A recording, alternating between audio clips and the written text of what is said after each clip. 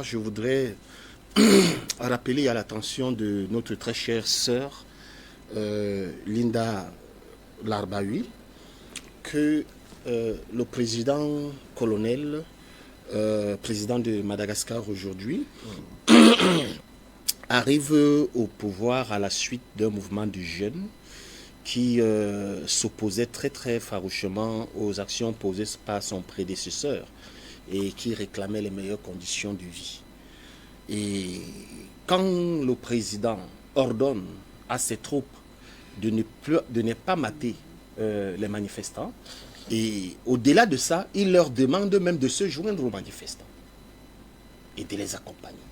Et c'est là où le déclic va arriver, parce que l'armée refuse de se mettre désormais face aux manifestants, mais se range aux côtés des manifestants à l'ordre, sous l'ordre du colonel, qui est aujourd'hui président. Et ça n'a pas tardé, tout de suite, à peine quelques jours, il y a eu renversement. Et puis, ce qui est intéressant, c'est que le président malgache va prêter serment devant la haute cour constitutionnelle, qui va le confirmer comme chef d'État. Et dans sa confirmation, allez regarder la mission particulière qu'on lui assigne.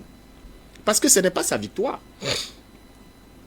C'est ce qu'on doit comprendre. Il ne travaille pas, même si c'était un agent de l'étranger, même si c'est quelqu'un qui voulait faire le faux, là où il est là, il tente de faire le faux, il va descendre.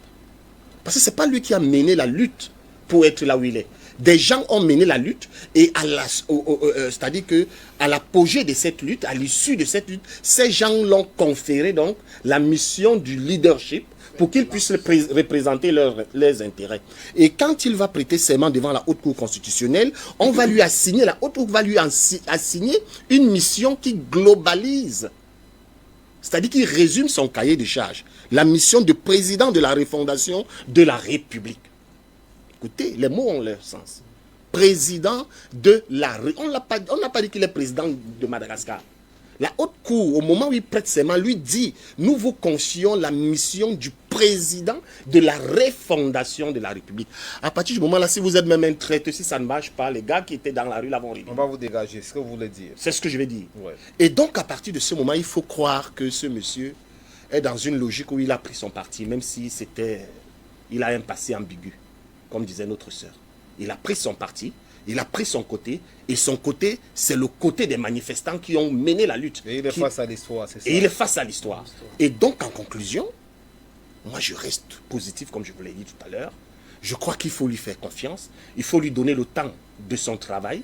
Et pour moi, le succès des républiques africaines qui réclament leur autonomie économique et puis leur autosuffisance alimentaire, etc., tout ce qui va avec, ne réside pas aux élections, à l'organisation des élections. C'est-à-dire qu'il faut alterner tout. Ça réside dans la posture idéologique des leaders qui portent les aspirations des peuples. C'est ce que nous voyons dans l'AES. Moi, tout ce que je peux lui dire, c'est qu'il faut qu'il soit vigilant. Parce que la visite qu'il part en France, là, ce n'est pas une visite où Macron va lui imposer quelque chose. Hein. C'est une visite où Macron va négocier avec lui que, gars, pardon, ne fais pas ça. Même si tu veux gérer avec les Russes, laisse pour nous la partie ici qu'on a depuis là, il ne faut pas toucher. Et je suis convaincu que ce monsieur va leur dire, je ne peux pas, parce que ce n'est pas mon travail. Je fais le travail que les gens m'ont confié. Ils ont demandé que tout ce qu'on a fait entre vous et nous, depuis là, c'est pas bon. Ils disent qu'on revoit tout à zéro.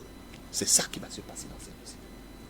Donc c'est ce que je peux dire comme mot de fin. D'accord, c'est entendu. Merci beaucoup pour ces mots de conclusion sur ce sujet.